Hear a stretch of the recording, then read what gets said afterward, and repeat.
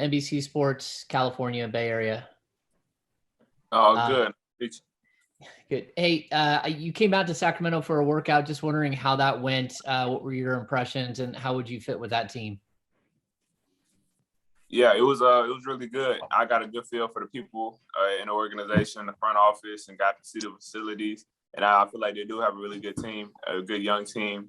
They have a lot of potential and can really grow into something special. And I feel like me adding my capabilities, whether it's shooting or just being versatile and helping the team win, I feel like I can be a good piece to add to that program. We'll go Isaac Sampson next. Isaac Sampson, who ball Grizzlies. A kind of a two-part question for me. Moses, if a team asked the question, what are we getting if we draft Moses Moody? How would you answer that question? And secondly, I know you can't say a lot, but how were your interactions with the Memphis Grizzlies, and what would it be like for you and your family to get to play close to home? Yeah, by drafting Moses Moody, I feel like you're getting a versatile player that can play on both sides of the ball and help in as many ways as possible to help win games. I mean, if there's no point blank, no period to what I can do, I feel like I can do whatever my coach needs me to do, whatever I need to do to help a team win. That whether if it's playing with the ball in my hand, knocking down shots, defending the ball, playing off the ball, just whatever it needs. I'm fluid. I'm formless. I can adapt to any situation. Then the Memphis Grizzlies, I've got a good had a good time with them. Met with them in Chicago, and they came out to watch me work out. So that was good. That was good. I had good interactions with them, and I feel like they have a program that I can implement myself into and be successful in for sure. Sorry, I meant to say also state your outlet. You guys have been doing that, so thank you. Evan Barnes. Hi, Moses. Evan Barnes with the Commercial Appeal in Memphis. Being such a young player who kind of showed what you can do already at Arkansas a little bit, do you feel like playing in that system at Arkansas and being able to be part of a winning team, that's going to help you be able to contribute right away, knowing kind of how to fit in with a veteran team and just kind of not have to worry about that adjustment? Yes, I do feel like it gave me a bit of a head start.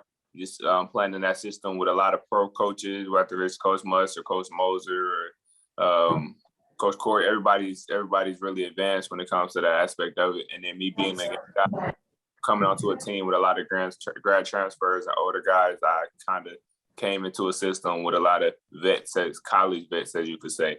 So it'll be kind of familiar to me. Alan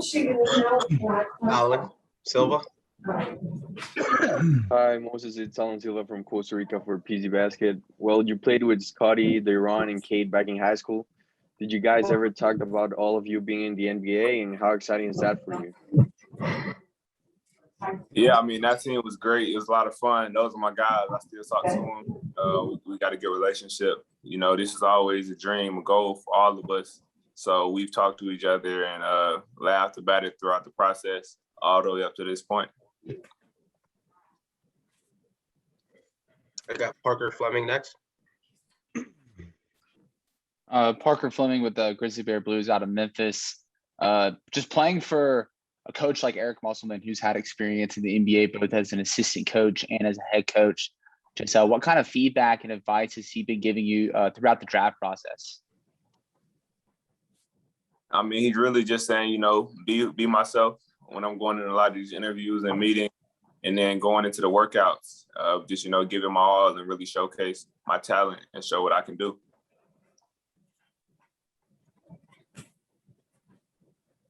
Alder. Hi, Moody. Thanks for doing this. I'm Alder from Empire Sports Media in New York.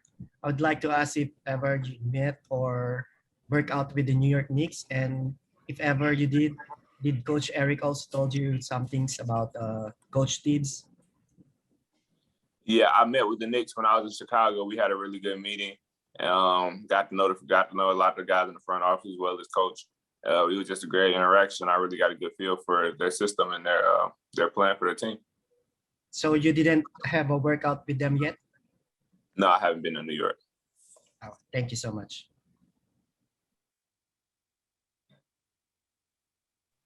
I got Daniel Bell next.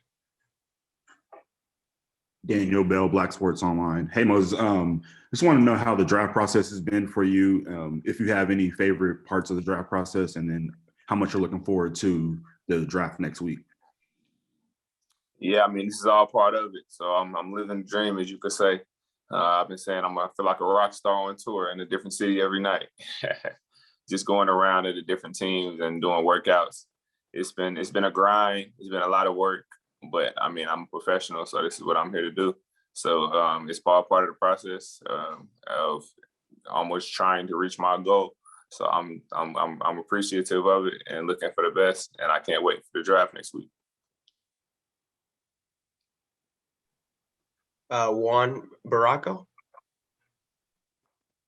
Thank you, Moses. Juan Barago for Salimo, Uruguay. Obviously, you're very talented, very young, but when was the specific time that you decided to become a professional basketball player? And what would you tell to that kid, Moses, now that you made it? Thank you. I mean, I've been playing basketball as long as I remember. And, you know, NBA has always been the goal my whole life. That's just been the why for why I did a lot of the things that I did, whether it's the workouts, waking up earlier, even just doing the right thing. This was the ultimate goal. And to a kid coming up behind me, I would really just say, I mean, to do it, you have to be different. Everybody wants to, you got to be different to make it to the NBA. That's a different thing that a lot of people don't actually get and don't make it here. So just if you want a different result, then you got to do some things different along the way. You can't be like everybody else. You got to be comfortable being on your own and being a lone wolf sometimes. Thank you. Good luck, man. For sure. Thank you. Andrew Schlecht. I'm curious, a lot of draft experts label you as 3-and-D. What are they missing when they label you as that? Yeah, I mean, that's cool. That's definitely two things that I would bring to any team that I go to. I feel like I can get to the cup. I can play in the mid range and do a lot of those things as well. But yeah, I mean, I'll showcase that wherever I go.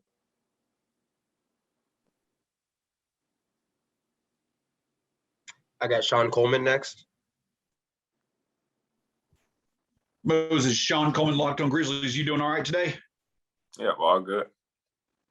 Going off the previous question that was asked, obviously the 3-and-D aspect of your game, but also the offensive creation, playmaking, saw good stretches of that at time this year in Arkansas. How do you feel that's going to translate to the NBA? It really seems like there's a lot of significant upside and potential there as far as part of your game goes. Yeah, I've always been a guy that adapts and learns depending on where I get. So I feel like the more I get comfortable with the NBA game, my game will grow. And I mean, I'm able to play with the ball in my hand, make good reads, make good passes. I think a lot when I play. So yeah, I think that's definitely going to be something I bring to my team. JC. Hey Moses, was there any player back then when you were a child that you grew up watching that kind of developed your game as you grew up? Yeah, I mean, I was a tall, lanky kid when I was young, so I feel like all tall, lanky kids looked up to Kevin Durant at that young age. But I mean, nowadays I take anything from a lot of different players, whether it's my mid-range game or creativity. Get some of that from C.J. McCollum, Brad Beal, and then it's just I take different things from different players depending on what it is. I just like to learn and acquire knowledge. Yes, Jason Anderson, and please, can you all mute your mics, please? Hi, Moses. Jason Anderson with the Sacramento Bee. Thanks for your time today. You said you thought Sacramento has the potential to become something special. I'm wondering why do you feel that way? What do you see? And when you look at some of the guys on that roster now, how do you see yourself potentially fitting in with that group, and what can you do for them? Yeah, I see some really good young guys, whether if it's De'Aaron Fox, Tyrese Halliburton, or Marvin Bagley. It's just a really good young core, really good young team. And I feel like they have a lot of upside. And even aside from them, they have a really good coaching staff and front office that I really feel can do some really good things with the team.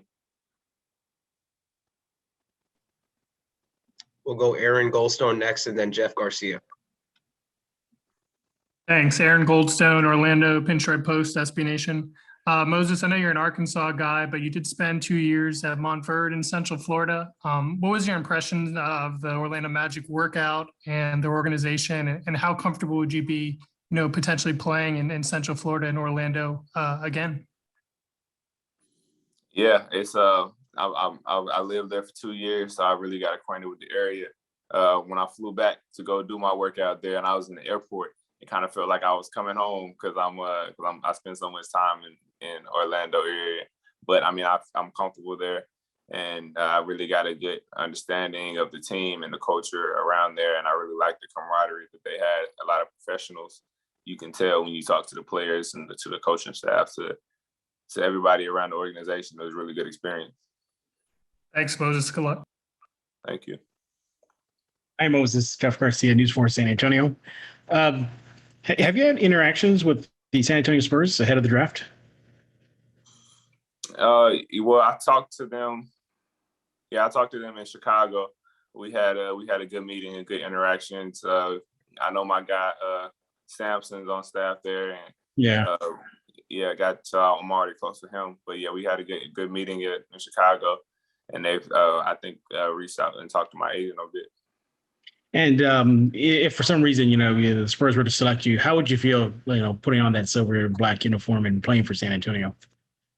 Yeah, I mean, who wouldn't want to play for Coach Pop, a legendary coach who's done a lot of great things. And as a young guy, that would be a great place to go and really build a strong foundation for the rest of my career. All right, thank you, and good luck to you, Moses. Sir, thank you. Is it Seb? Yeah, Seb Dumitru, The Zone. Hey, Moses, thanks for taking the time. My question is, aside from all the basketball stuff, how are you preparing yourself for the hoopla that is the NBA circus all year round, especially in light of the last 2 seasons, which were kind of hard to navigate from a personal standpoint, non-basketball related? Yeah, I've been talking to a lot of guys that's been in that world, in that system, rather if it's Bobby or Joe or even the young guys, it's like Tyrese. I've just been trying to figure out as many small loopholes and things that's going to really benefit me, and just getting an introduction to that life. Thanks for taking the time, and good luck, man. No problem. Kyle, I got you next. Hey, Moses. Just wondering, going through this process with the other guys at Clutch and, sort of having that camaraderie in Southern California, what did that add for you in this process? It made it a lot more fun, just being able to have a group of guys like the group we have to compete and play pickup games and work out together and just be around each other throughout this process. And then it's always cool, maybe because I was in Sacramento. Well, no, what was I just said? Or wherever I just was. I see Kai come in later, my guy, just having that connection and, building friends in this world. And just as a follow-up, obviously there are a bunch of guys from Clutch on the Lakers roster. Some of them were present at your pro day. I was just kind of wondering what it's been like to kind of be in the Lakers backyard and experience the franchise that way. Yeah, it's cool. It's just being a part of this network, just having that access to the players and to the guys, because obviously being in the Clutch family, it gives me access to a lot of players that's done a lot of things, and like I said, it's a great way to acquire knowledge and figure out the world that I'm going into. I'm sorry to keep asking. I just wonder if you could follow up on what you just said. And is there somebody in particular who you felt privileged to have access to during the process? Well, I mean, Rich Paul just has the connections. He has the friends. Everybody, we got to chop it up with LeBron. Draymond Green, J.R. Smith. These guys that's come through are around. magazine. What would you say would be your strength or your weakness coming into the NBA? Your strength and your weakness. I mean, foundation wise, I'm a shooter. That's what I've been. That's what I do, and I can defend on both sides. I can defend on the other side of the ball. I'm a good team guy. I can knock down shots. I can create shots, play in the mid range, get to the rim, and create shots for other people. Those are all strengths that I think I can have. I mean, negatives, I guess necessarily that I'm going to be a young guy no matter where I go. So it's going to be a lot of growing, a lot of learning I have to do in the beginning, but I'm willing to do it. Thank you. Go Sean, then Alder. Moses, Kate Cunningham in a previous session talked about how y'all have played together for a few years. Y'all have known each other for a while. This has been looked at as a very deep and very talented draft class for a while. Just that experience with the attention and obviously, you know, the high profile of the play that you've had, has that prepared you for this moment? Do you feel any pressure, or do you feel more excited about the entire group of guys that are in this draft class that are so deep and so talented? Yeah, I mean, you know, pressure is just motivation to succeed. So just being in the spotlight for this long, you kind of got accustomed to it, got used to it. So, you know, looking at those other guys is also doing well. It's almost motivation for you to do the same and match that energy. You don't want to be the one left behind. So with a network and a group of friends like I have, it's just, you know, we're pushing each other to be great. Nothing but the best to you. Good luck. Good, thank you.